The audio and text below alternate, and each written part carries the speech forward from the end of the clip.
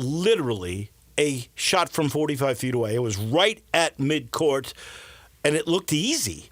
I mean, I saw a replay of it on the Today Show, and Hoda Kotb said it looked like he was laying the ball up off the glass. It was that easy for Trae Young. It went in. They were winners.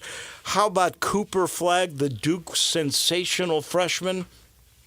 Looked like Zion when he went up over a Pitt player. And, I mean, he went coast to coast. And a la Michael Jordan dunked on this dude, stared him down a little bit. He looked a little bit like an angry Zion, who, by the way, also looked pretty good. Looked like he'd lost a little weight and played really well for the Pelicans. Now, how long will he be able to stay healthy? We will see, but he did look good. Tennessee didn't look so good. Oh, my goodness. I talk about home court advantage in the SEC and how all these teams are going to cannibalize themselves, and they are. Because crazy how bad Tennessee offense looked last night. They had 15 points in the first half. They had 4 buckets in the first half. They end up losing by 30, 74-44. All they could score was 44 points. That's incredible. Dave, Florida was good. Dave, you mentioned home court in the SEC. So far through 13 games of SEC play, home team 10-3 against the spread. Well, 2 last night were losers, and they were to the really good teams. Mississippi State beat Vandy. That's right. And I watched the game, so help me out here. It's Auburn. Yeah, but Texas covered that spread. That was a 10.5-point spread. They ended up losing by 7. Yeah, I think. They were down like 21. They were, and then came back. What a wild end to that game. Yeah, so those are 2 of them right there. It is crazy, and I'm glad that you have chimed in because I got a question for you. Okay. You know, what was I glued to last night? I did. I watched all these games, but what was I glued into? TGL, Dave. What a night. And I got to ask you straight out. Because I had to Google this to find out. What does TGL stand for? Tomorrow's Golf League. How do you Dave. know that? I looked it up yesterday before. I didn't know what the T stood for. See, I thought it was either the Golf Yeah, that's League what I thought it was. Or technological Could have been Golf Tigers League. Golf League. Could have been, How about that? but then that would have PO'd Rory because they're kind of like co-founders with the money guy. So, you know I'm a golf guy. I mean, that's what I live for, that's right? Yeah. I got to tell you, I was really interested, couldn't kind of wait to see it, see the whole format. I like that the hammer's kind of cool. The hammer's awesome. It's delivered by FedEx, Dave. How about that? That's smart. But I'm not so sure I'm in love with it. I liked it. I was all in. You are I was all in on it. See, I got to be honest with you. I started to get bored with it. Maybe because it was so non-competitive. I mean, yeah, that hurt it. The Bay team that had the Bay money line. What a great pick by us. Oh, you actually bet on this thing? You know, you're sicker than I thought. You and Harden. I have got to go see therapists. I'm serious. You're betting on TGL on the very first game? You couldn't even know what it was about. I don't think I'll ever do it again, Dave, but just why not, you know? What was that? Oberg, Clark, and Shane Lowry. And I love Lowry. Lowry was funny. Was great. Oberg was awesome. I mean, what a night from him. Well, he's incrable on artificial greens, yeah, apparently. That's great. Oh, he was fantastic. He hit that 32-footer. That was beautiful. That was amazing. He's great. The concept is cool, how they can change the green with all those little jacks underneath the deal. That's kind of neat. I'll say this. I was watching it, and I enjoyed it. I had a good time. I did wonder, will I get bored of this eventually? I also, a couple times watching it, I was just going, what in the world am I watching? Like, a couple times I stopped and was like, this is crazy. And then, but then I was right back in it. I also had money on it, so that helped a little bit, I guess. Apparently that's maybe going to be a big part of this whole thing, because they did they were posting some odds on there. I think so. I know their intermission, which didn't know they were having an intermission until it happened, was sponsored by FanDuel. That's right, yeah. So triples the first night, and then they go back to SVP, and he talks about that. That's smart for them. That's right. I don't know. I liked it. I was in. So you think here's the thing I wonder about. I think it would be more cool to play. Oh yeah. So are they going to build those kinds of things where? That's a good question. I don't know. I mean, is that in the total plans of this? I don't know. I just don't think And, look, if you've got a choice between watching TGL or a PGA Tour event, because they're starting up. We already had. Right, one, yeah. We already had the Century, yeah. which, my favorite golf course, they heat up. The Sony's in coming Kapalua. up. Yeah. Then they go to Honolulu, and they play the Sony. And so we got real deals. Yeah. We're going to watch that? That's a good question. See, I'll be honest, Dave. I did not watch it live. So I watched it after the fact. I turned it on at like 11 o'clock on my ESPN app, and then I watched it from there. This is I did not watch it live, so that is a tisk on me, I guess. Well, I'm sure we'll all watch when Tiger's team plays, and then course, Rory's next week. team is going to play the week after that. So what is it, once a week these guys play? Yeah, that's another thing I don't like, Dave. It's one game, 1 day a week. I wish we would at least have two, make me invested in it as a thing, but I think spaced out only one game every week, that's going to be really You know what? tough. I think that's probably smart. Really? Especially if they do it on a Tuesday night. On a Tuesday. Because honestly, then they can go to the tournament. Yeah. Well, what I would love is like, let's have a doubleheader. If this is going to be a 2-hour event, let's do one at 6 o'clock, one at 8 o'clock, and like have a little bit more instead of me just watching one game. I like the 1 day a week.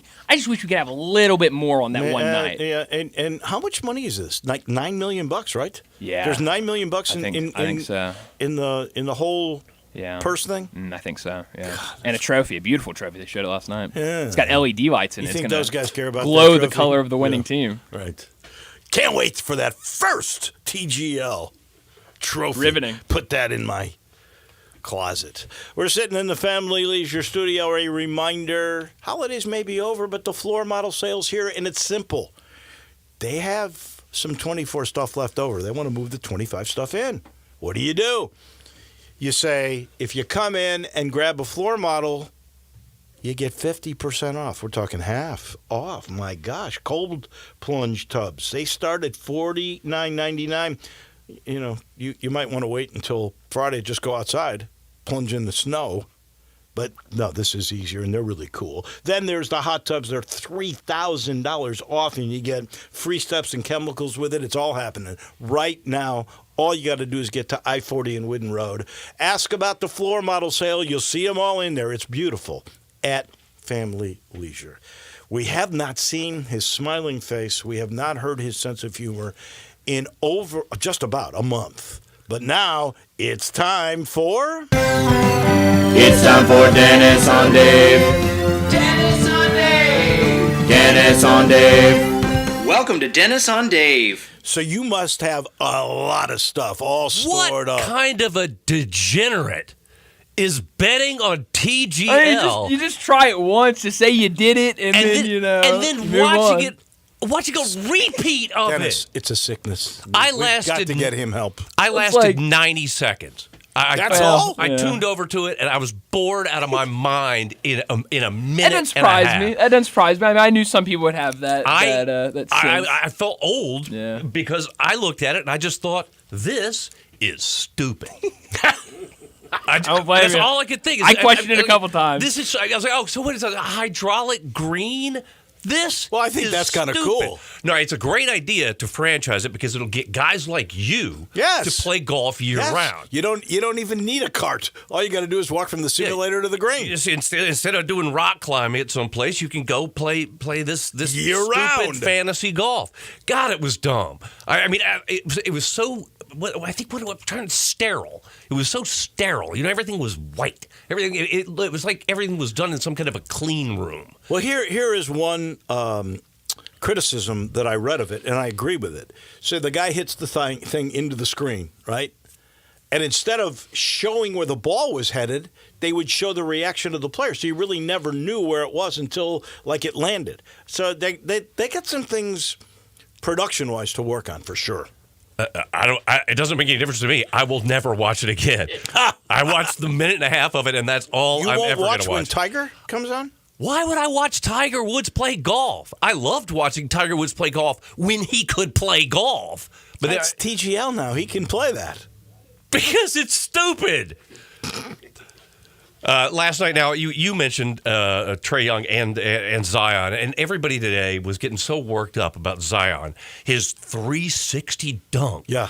Completely undefended. Yes. 360 dunk. Any player in the NBA could make that play. Any player in the NBA can make that play, and he'll be hurt next Wednesday. He's constantly hurt. It's interesting, though. Trae Young, who made that incredible shot, Zion, and Ja, they're all the same draft. We could have, because we, after all, did draft Hashim D-League Thabit. Oh, yeah. So, I mean, the Grizzlies, historically, we would have taken Zion. If you had gotten that pick, we would have taken Zion. Absolutely. And you would have been smart to take Zion, but Memphis got lucky in getting Ja. However, last 2 years, you could say the same thing that you're saying about Zion, you could say about Ja. Absolutely. That's absolutely true. And Trae Young is the most durable of those guys. Yeah. Now, I don't like Trae Young. I didn't like him in college. I don't like him as a pro. Memphis played against him in college, and all I could say was, wow. He's good. He's really good. He's a really good player. I just don't like him. I mean, what about don't you like? I don't know. He just gets on my nerves. He just seems like he's kind of a punk. But he is the most durable of those guys. But the truth is, and I was talking to a friend of ours last night about this, it's very possible that in the long run, Jaren Jackson is going to be the more impactful and memorable Grizzly than Ja, because Ja is always hurt. That is possible, and at this moment, if you were picking an all-star from the Grizzlies, it would be Jaren Jackson Jr. Hands down, Jared. He in the long run, he may be the more impactful Grizzly than Ja, because Ja is always hurt. And, of course, there was the idiotic rumor for a couple of days this week that the Grizzlies were going to go after Jimmy Butler. I don't know why on earth the Grizzlies would go after Jimmy Butler. I don't know why anybody would want him here. I'm with you 100%, but I still saw yesterday some odd site that had Jimmy Butler being a Grizzly at 133% chance, which the guys that we would have to lose to get Jimmy Butler. You know how much money he's going to get the next 2 years? I mean, this year and next, it's $100 million combined dollars. Yeah. The Grizzlies don't have that kind of room. They'd have to get rid of too many guys. They would have to lose a bunch of young guys. They should just stand. And by the way, they're going to have to pay Jaren Jackson Jr. a lot of money in a year and a half or two. Then he's going to have earned it. But so I mean, as far as I'm concerned, with the Grizzlies trade deadline, just stand pat. They don't need to do anything. We got a bunch of great young players. Yeah, veterans. Get G.G. Jackson and Vince Williams healthy, and maybe that helps. As they get healthier, sample size on those fine. two guys too. So. Now, other things, of course, I did, like everybody else, I watched a ton of college bowl games over the last few weeks, and yes. we haven't been here to talk about it, but I also instantly forgot pretty much everything about every one of them that I watched, because I watched all these meaningless bowls, and they were competitive, they were exciting, and they were fun, because every single team was shorthanded. Because there one bowl game I watched, their entire secondary had gone into the portal. Every single person that was playing in their secondary was not a starter. None of these guys had ever done it. So there was a lot of mistakes, but they were really competitive, fun games. So what you're saying, and I hadn't thought of this before, a lot of has been made about the quality of football, and John Thompson, who's on with us on Mondays, was complaining about that the quality, the missed tackles on defense, the quality of football went down because of all the opt-outs. But your point is that it brought the level down to the point where teams were more competitive. You know what it felt like? It felt like college football. That's what it felt like to me. Because college football no longer feels like college football to me. College football is professional football. That's what it is now, and it's a completely different world. When quarterbacks are making $4 million a year, I think that's a fair thing to say. Yeah, they're professional athletes, but these meaningless bowls, and they are meaningless, and they are going to be gone. There's a whole bunch of bowls that are not going to survive this. This playoff system is going to destroy the bowl system as we've known it during our lifetime of fandom, because these bowls just can't survive because they don't mean anything. Nobody cares about. But bowls ratings are up. Joe Dank's going to talk about that in the next segment. I'm very curious. Bowl ratings are way up, so I don't believe that is the case. And in all honesty, in the last 20 years, every bowl game has been meaningless. No, that's true. But and of course the problem with this playoff system is it's impossible to fix. It's that it is subject to subjectivity. You're still going to have a group of people who are sitting around making a decision on who's going to be playing in the playoffs. It's not cut and dry unless it became one nationwide conference, if there was just one conference, and then it could be decided, it's still going to all be a matter of subjective play. No doubt. I did watch one bowl. I don't remember which one it was, but it had a left-handed quarterback, which I had a blast watching. Just like have you seen Penix play at all for the Falcons? Oh, yeah. It's so much fun to watch a left-handed quarterback because everybody is doing something they've never done before.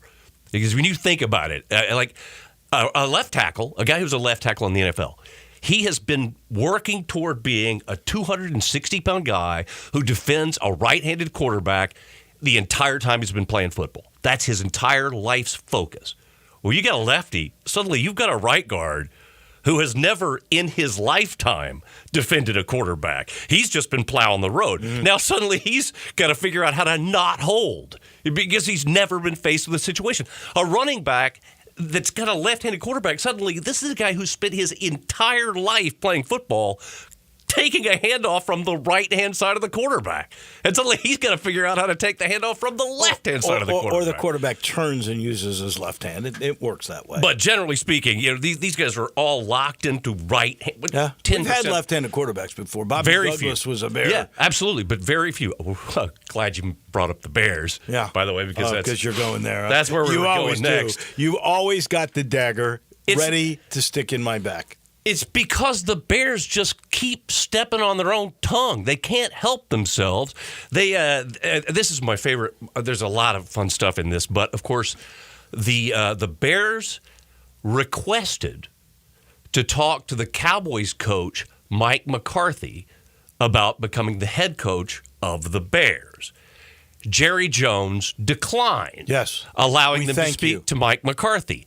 Mike McCarthy's contract with the Cowboys expires today. Jerry Jones doesn't get a vote in whether or not the Bears can talk to him. He has no leverage. Mike McCarthy right now doesn't work for the Cowboys anymore. I think it's the 14th. It is today. His contract expires today. There's something about the 14th. There may be. That contractually he can't talk to anybody till the 14th. I saw a couple of different things earlier today that his contract expires today. Either way. Doesn't matter. When Jerry can't stop him from talking to him. When Jones blocked Jerry from talking to the Bears, he was saying, because that's the only outcome possible. Otherwise, Jerry Jones looks like a real jerk from stopping the guy he's going to fire from getting another job. That's what he did. I don't think he's going to do that. I think that was a message that McCarthy's going to be the Cowboys coach next year. But then again, in the same breath, in the same press conference, the same press conference. Yeah, but that was prior to him making the block. But he said, we don't want a guy here who doesn't want to be here. Right. And yet I'm going to make him stay here. Even though he doesn't want to be here, I'm going to make him stay here. I'm not going to let him go to the Bears job. Well, thank God for McCarthy, because the last thing in the world he really wants is the Bears job. The only guy that wants the Bears job is Pete Carroll. Yes. And Pete Carroll should get the Bears job. He's 73, and that is no longer considered old. When we were young, I'm in agreement with that sentiment right there. Well, that's because you're a 7-iron from 73. Is the new 60. Sure, why not? But give it to Pete Carroll. He's a proven winner, especially with TGL. You are degenerate.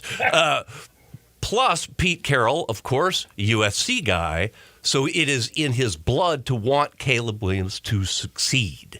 He wants to. Pete Carroll would really want to make that kid succeed. He's made quarterbacks really good over the years. Nobody so far in the Bears organization apparently cares if Williams succeeds. So now, finally, there would be somebody who does. Let me just tell you, the Bears are going to hire Ben Johnson. The Jets declined to interview Ben Johnson, who, by the way, may have written all of Shakespeare's plays. That's true. What? But no, it's true. Explain that, please. Well, I don't have to. Ben Johnson is widely reputed. He's a poet from the 17th century, the 1600s, who could have written all of Shakespeare's plays. Anyway, the Jets, who can't do anything right. That Shakespeare plagiarized Ben Johnson? Do you really think Shakespeare wrote all of his own plays? Come on, Dave. Be realistic.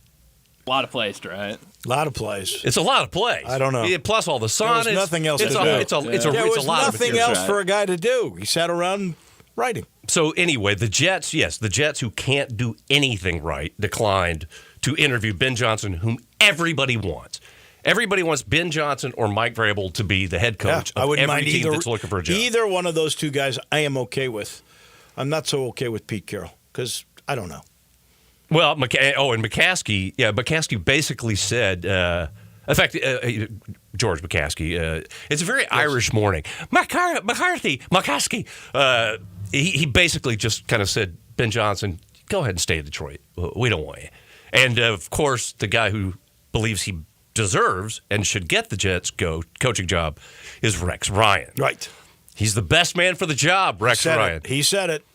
During his tenure as the Jets coach, he was 4 games under 500, and he was the best coach the Jets have had since.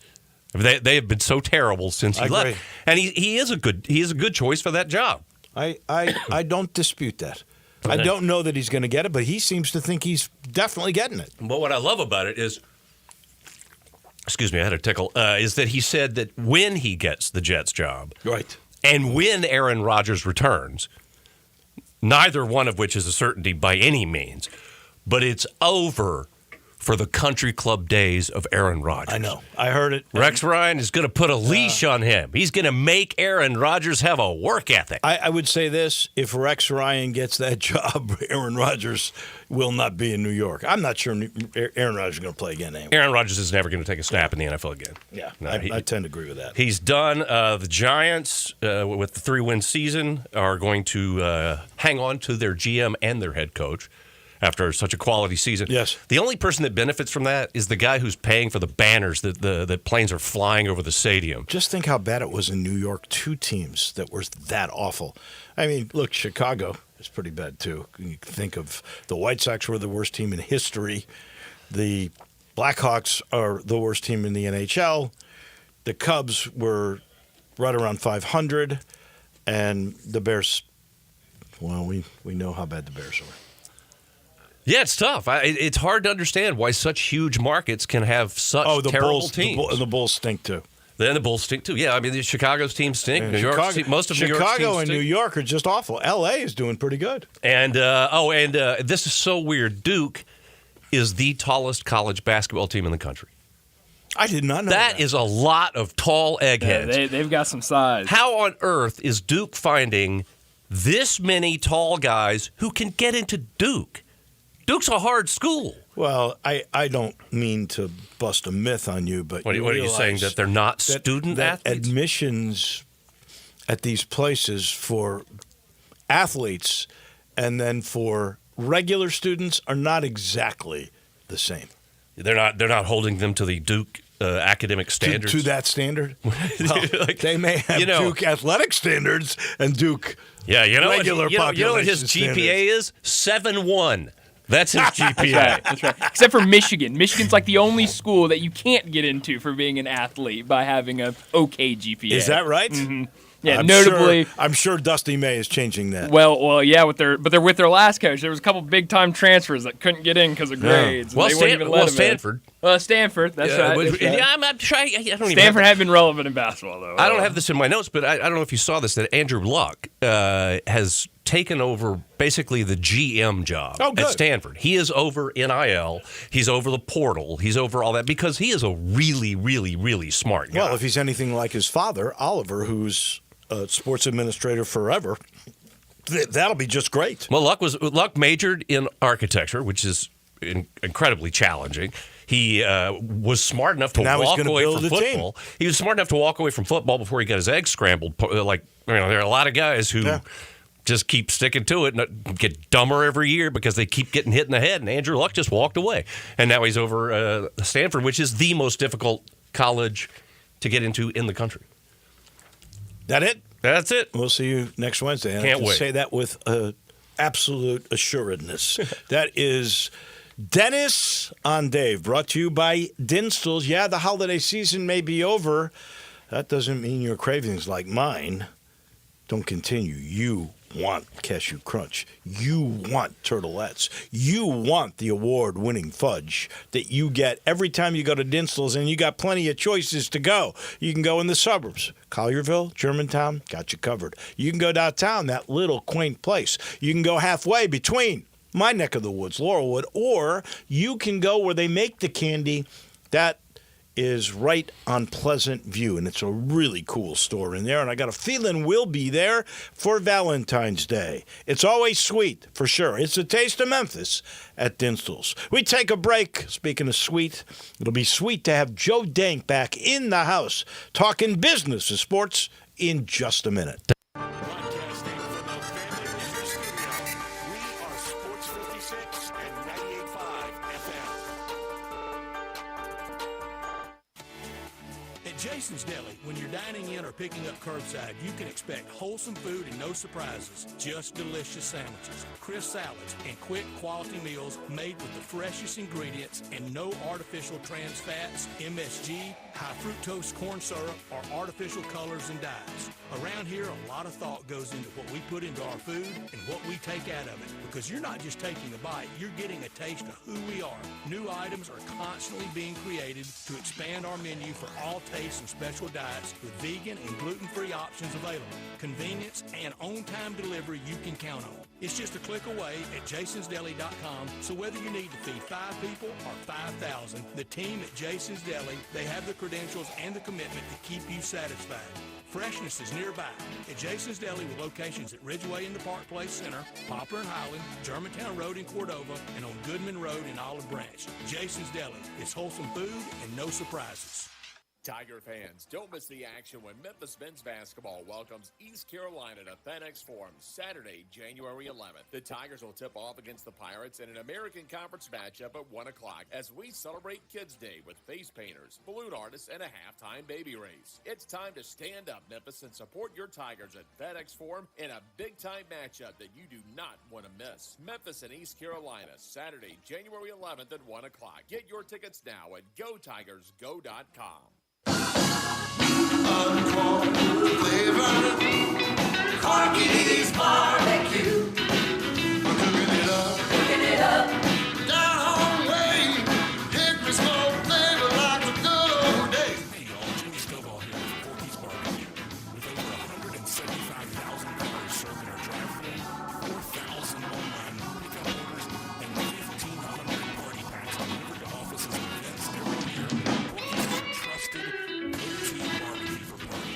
Our party packs start at just $6.99 per person. You can choose 1, 2, or 3 meat combos and pick your favorite sides. And as you know, Corky's always gives you plenty of food, so you never worry about running out. Whether it's pickup or delivery, we got you covered. Corky's makes it easy to impress your guests. Visit Corky'sBBQ.com to order for your next day. Uncorn flavor, Corky's barbecue.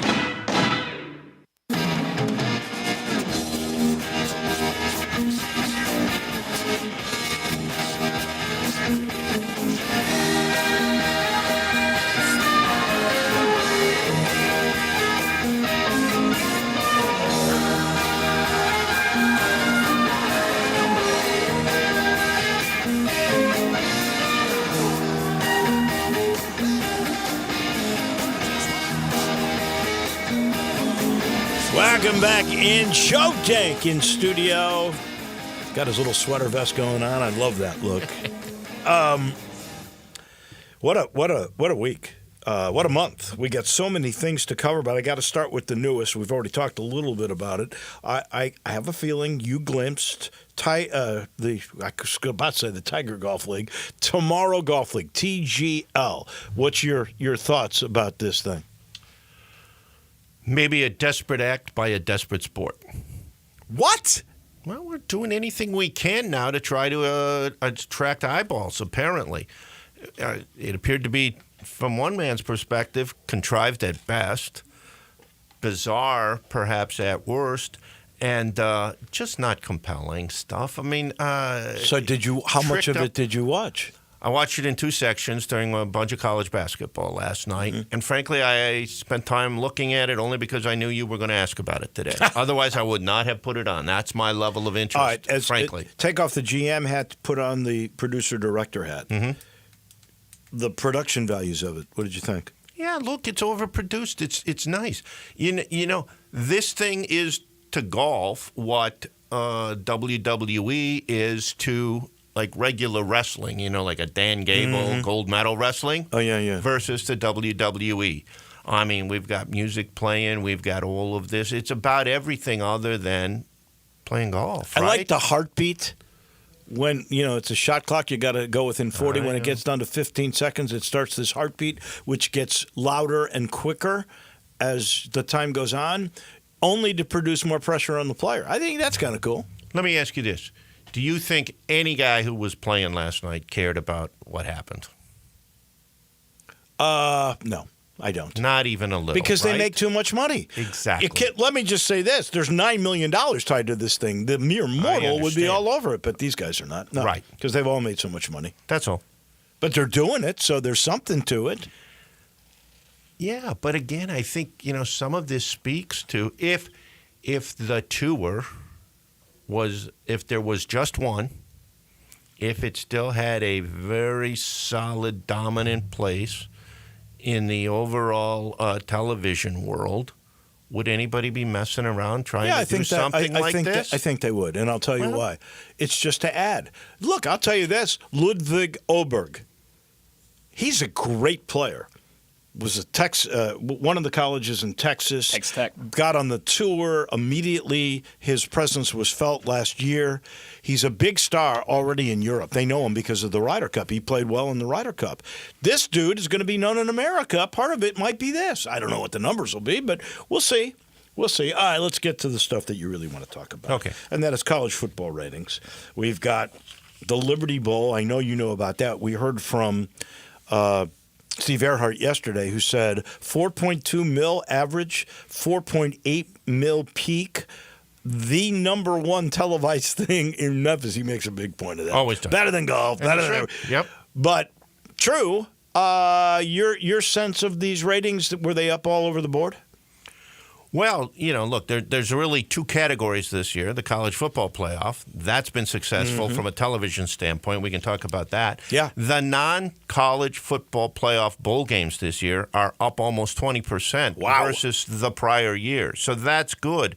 The Liberty Bowl, I'll tell you something else that on the Liberty Bowl that was interesting and impressive. The Liberty Bowl had head-to-head competition starting at 7 o'clock. Our game started at 6. Yeah, there were 5 games that day. But they played head-to-head against the Holiday Bowl, which was on Fox broadcast nationally. Right. And the Liberty Bowl beat it 4.2 million to 2.9 million. So that's very, very impressive. Now, again, we always talk about environment.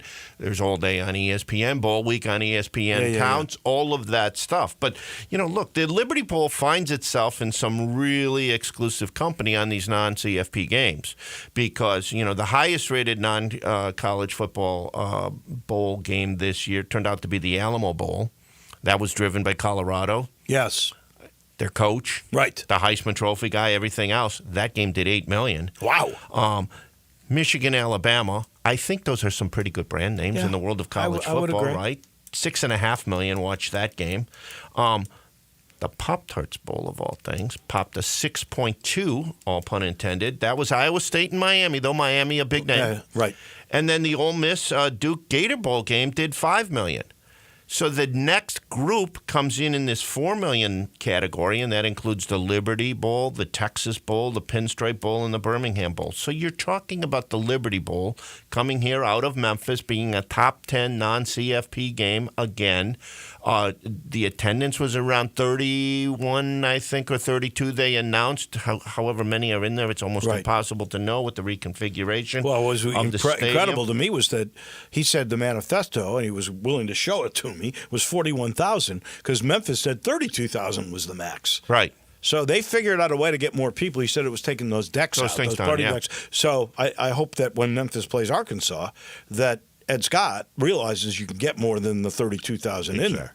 Look, since I've been here, which isn't a long time, almost 10 years now, though, I consider that to be one of the true sporting jewels of this town, is in fact the Liberty Bowl, and it has to be appreciated. And for all the reasons. It's legitimate within its sphere of bowl games, right? But what it means to the community from an economic driver during a time of year that nothing else would be happening here. It's significant. Yeah, we should never take it for granted, is my point. You wouldn't have 30,000 visitors, that's for sure. All right, let's talk about the Frisco Bowl, because that was the one the Tigers were in. How did that do? And you got to admit, the on-the-field success, 6-2, the American was pretty good. Well, look, I think it's great. The American did really well, 6-2. You know, everybody wants to, you know, it's easy to kick around the American, and people like to do that in this town. And I find that sometimes very interesting. It certainly continues still.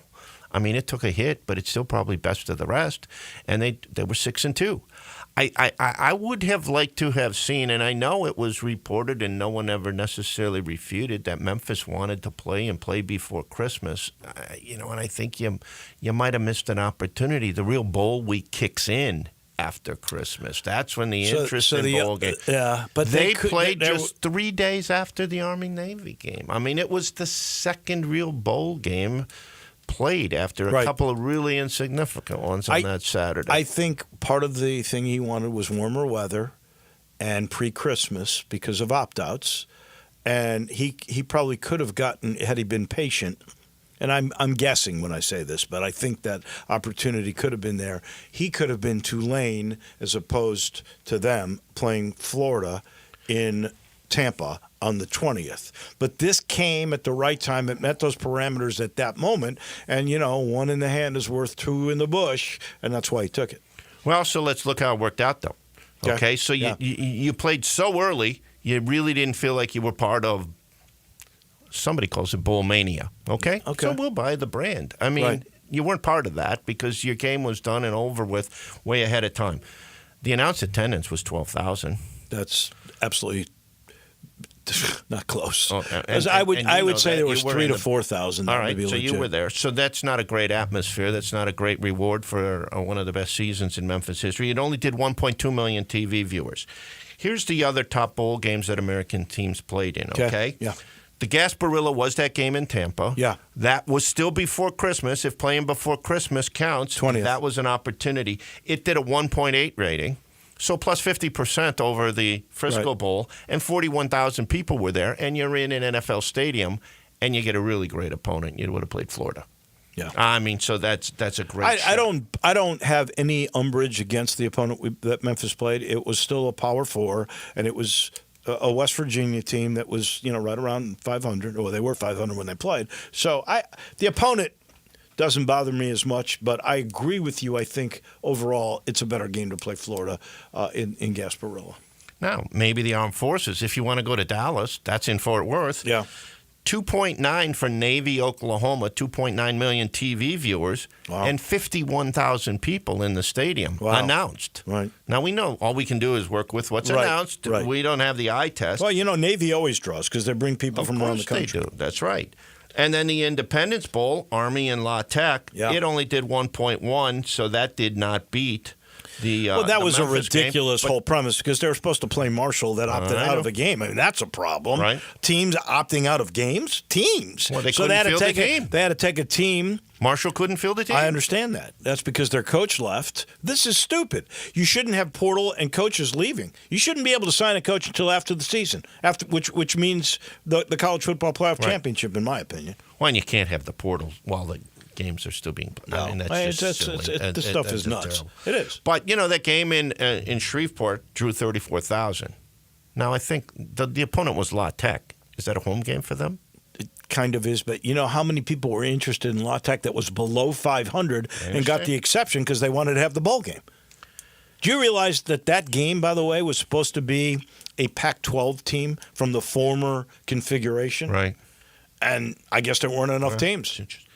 So look, though, the much maligned American, 6-2. Yeah. Memphis, Navy, and East Carolina all beat Power 4 teams.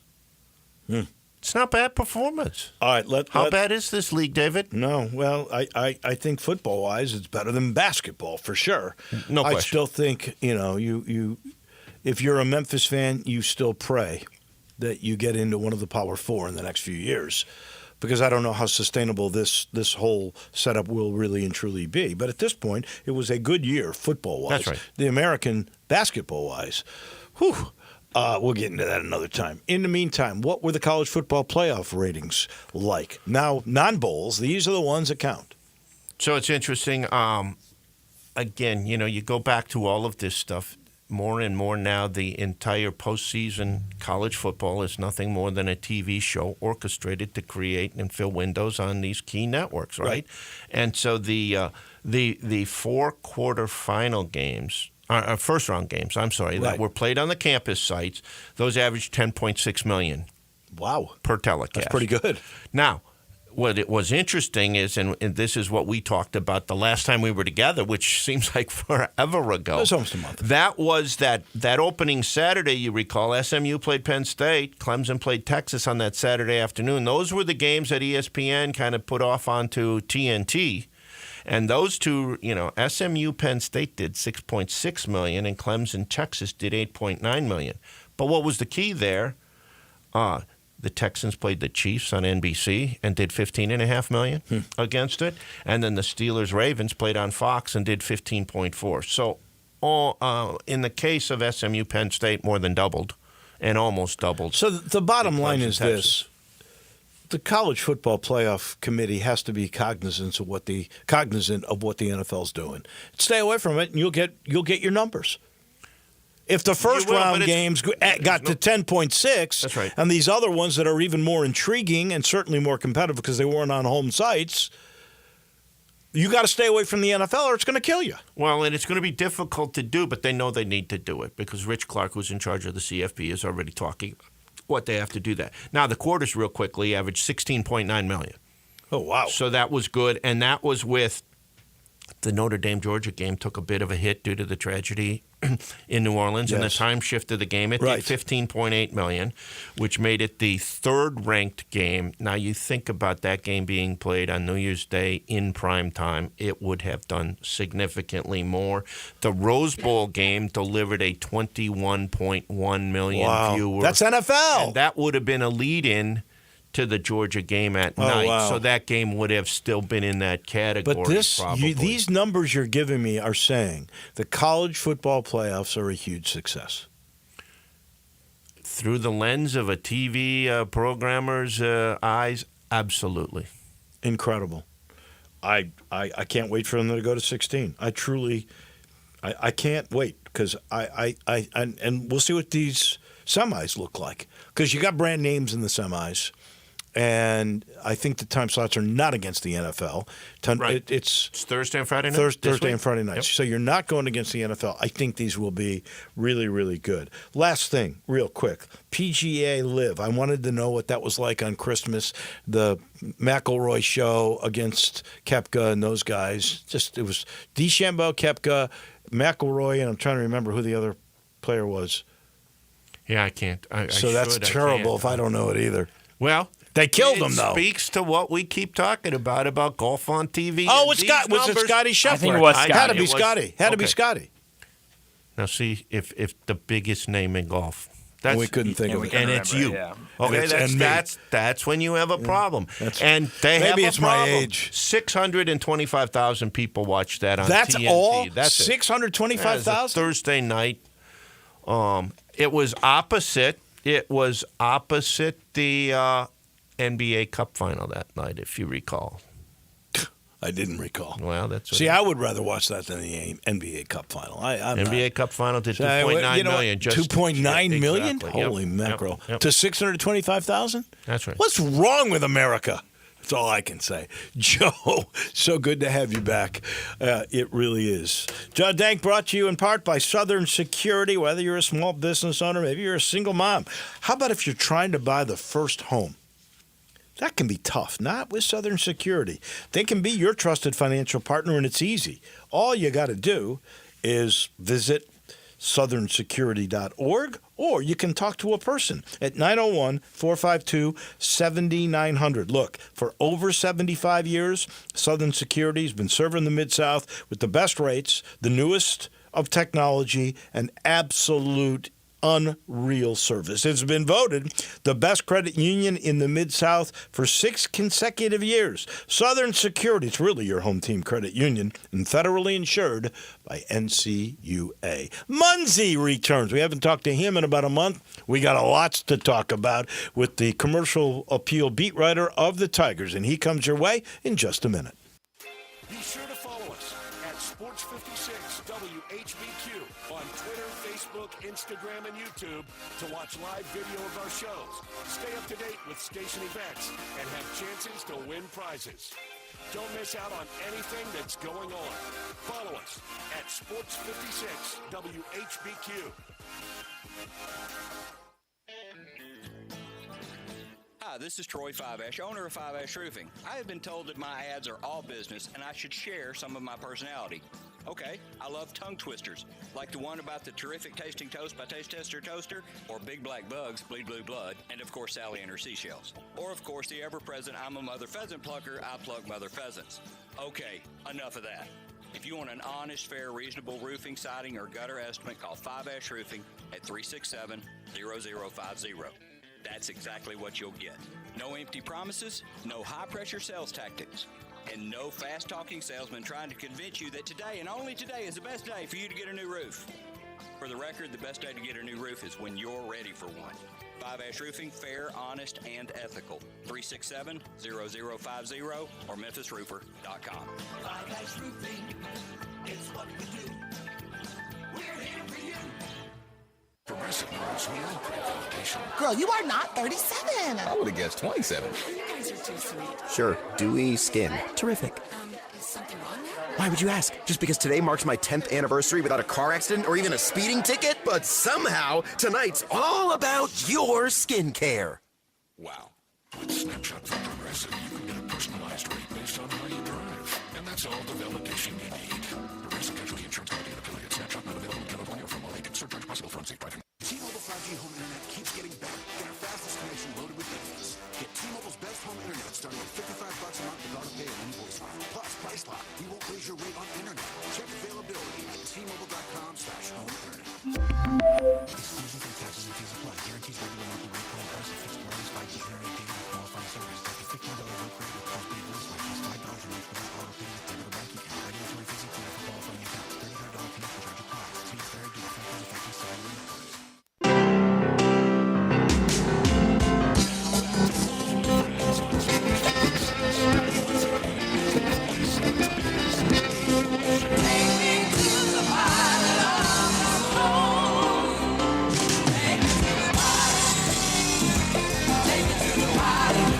Been a while since we talked to our man from the commercial appeal on the Tiger basketball team. That is the one and only Jason Munz, who joins us now. Did you see that P.J. Haggerty, who is the player of the week again in the American, is one of the top 25. He's made the cut midway for the Wooden Award, which, by the way, I've got to vote for, and I am very high on P.J. Haggerty. But he's worth the price of admission. He rescued the Tigers with an unbelievable three from 30 feet out, a rainbow against North Texas. He's, you know, you think about it. You've had David Jones and you had Kendrick Davis, who was a lot of fun to watch. I'm not sure he's not the most fun. What do you think, Jason Munz? I think you're probably right in the sense that, I mean, I don't know. Like, Kendrick Davis was really, like, I think Kendrick Davis, it was sort of, in a way, flashier than P.J. Haggerty has been so far.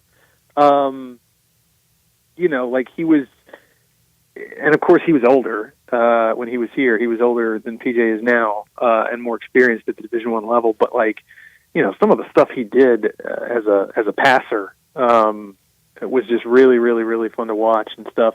But I had this discussion with somebody the other day. I think that PJ is probably the most valuable player that maybe Penny's ever had. Maybe.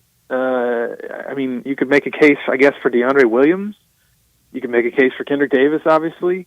But as far as, yeah, I mean, as far as, fun to watch, the thing that I really love about PJ Haggerty is, and I may have said this before on your show, but he wants to draw contact. Like he absolutely wants to draw fouls. Like he's trying to draw fouls.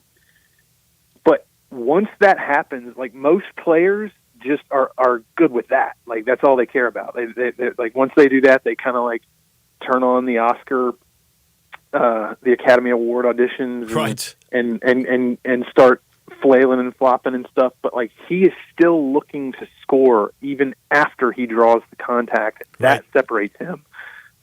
He's just tough, and he's crafty, and smart, and that 3-pointer, that 3-pointer the other day was nuts. And then he's going to shoot 83% from the free throw line. So he does it all. And frankly, he's a better defensive player than Kendrick Davis was. So and a better rebounder. Tigers are ranked for the first time this year in consecutive weeks. Mm-hmm. But now by KenPom, they are favored by at least 8 points in every game. And in fact, only 3 of those that aren't double-digit. They're not going to win all those games. You and I both know that. Where do you think they will end up in terms of staying in the rankings? What do you think the ceiling for ranking will be? And keep in mind, I just saw this. ESPN did this tiering. CBS doesn't have Memphis anywhere in their tiering, but ESPN, they've got 3 teams. It's Auburn, Iowa State, and Duke that are national championship level tiers. They got Memphis with about 10 or 12 other schools as Final Four, which was pretty darn complimentary. Where do you think Memphis will sort of vacillate in the rankings and bracketology? I think so. Back to your point that you made a second ago about how we both know they're not going to win every single game, even though they're favored the rest of the way. I think that's true. I mean, anything's possible, though. You know what I mean? Yeah, sure. Well, look at what Gonzaga does in their league. Yeah, I mean, but so I think that it's going to be incredibly difficult to win out. There are those, however, who follow this team very closely and whose thoughts and opinions I value, who do think there is at least a good chance that they will win every game from now on. To me, UAB is going to be dead set on playing spoiler. Tulane is always difficult for Memphis to play there. Wichita State's a tough place to play, although Memphis has done pretty well there the last couple of years. I would have said that 3 days ago. And then South Florida went there and beat them by 20. I know. What's that all about? I don't know. I really don't. I honestly, I think what it is this league is just not good. And I think that's fair. I do. And I would say, like, we use the word parity a lot. And I think that can also be true when a league is not good. Like, there's Memphis and there's everybody else. It's true. I mean, kind of North Texas. I think North Texas is a decent team. I thought. Yeah, I do too. I thought for a minute East Carolina might be, but no. Wichita State had a couple of big wins. No. Obviously, look what happened at home to a South Florida team that's just an average team, although South Florida might be in the upper echelon now of this league, but what does that mean? Yeah, I don't know. I just think that I just think that the American this season is right there for Memphis to steamroll, and I think that's what's going to happen. I predicted that back in October that Memphis would do that, would just run roughshod over the league, and I still think that's going to hold true. I think my prediction was like no worse than 16-2, and I stand by that. Okay, I'm with you there. And so, as like with that in mind, I think Memphis is going to stay in the top 20 the rest of the season. Now, depending on how some of the other teams ahead of them do in these rankings, maybe they can get into the top 15, top 12, depending on those 1 to 2 losses. maybe no losses. I just think like the Ken Palm numbers, they got a little bump last night, even though they didn't play. They got a bump to 29 in Ken Palm. They got a bump to 32 in the net. If those things start ticking up over the course of the season, if you start blowing out teams like you might against East Carolina this Saturday, then maybe you see Memphis in the top 10 at some point. I don't know, but well, let's just say this. Let's just say they go 16-2. They lose. We'll say at UAB and at South Florida. Okay. Okay. Just picking those two out. I don't think they'll lose at Temple, although that could be. Temple's not terrible. I don't think they'll lose at Charlotte, and that's the toughest, maybe back-to-back in terms of travel that Memphis will have. If they go 16-2, what's their seed? And they make the final, because if you make the final in the tournament, it doesn't matter what happens in the championship game. They got the field set already. So and so they win 2 games in the tournament. That's 18-2. What would that make them? They're now 12-3, so that would make them 30-5. Right. What seeding would that be in your prognostication? Tough. If those 2 losses that they take are both on the road, I think you're talking about a 4 or a 5. I mean, I think that's the ceiling. Yeah. Then? So they'd have to win out totally to be a 3. No. No, not necessarily. If I think 1 loss in conference could get you a 3. Okay. A lot of it does depend again on, are you doing what you did at FAU on a regular basis, or are you doing what you did against North Texas on a regular basis? It depends, because if you remember what happened in the net when they went down to FAU and beat them by 28, they rose 12 spots, I think, in the net.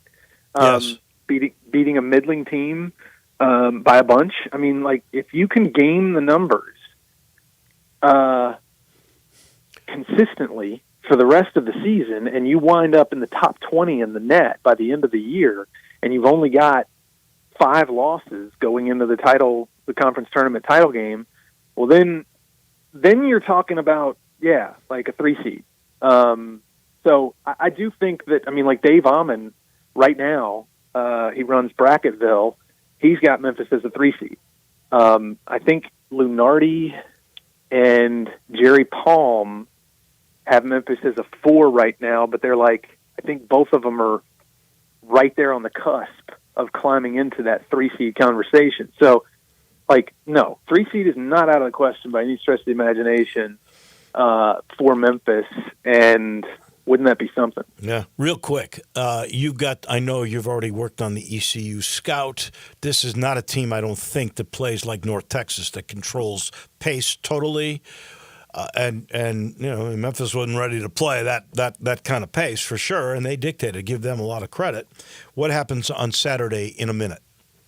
I think Memphis is going to win handily. East Carolina doesn't they can be exploited defensively. I think Memphis is going to score quite a few points.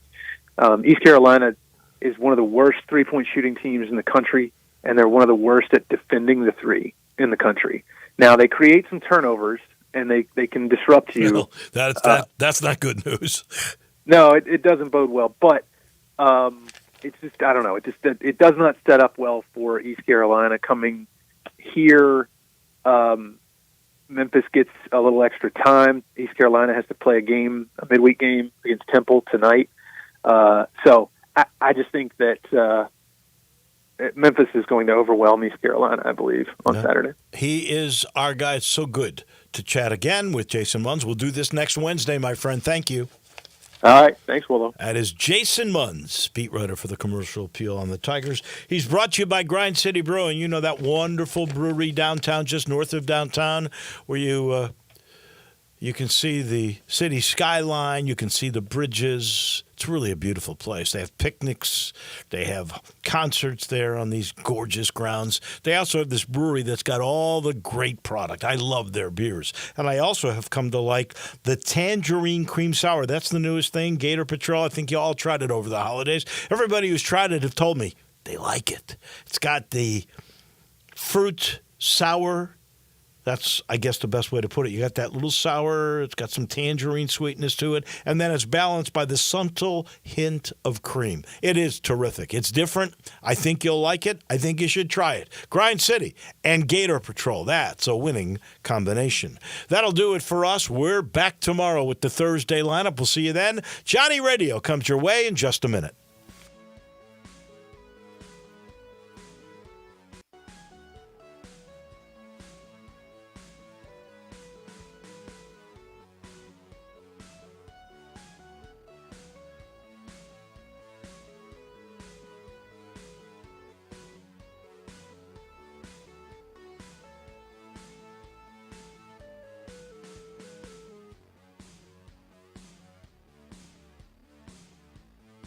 Jenkins Floors and More invites you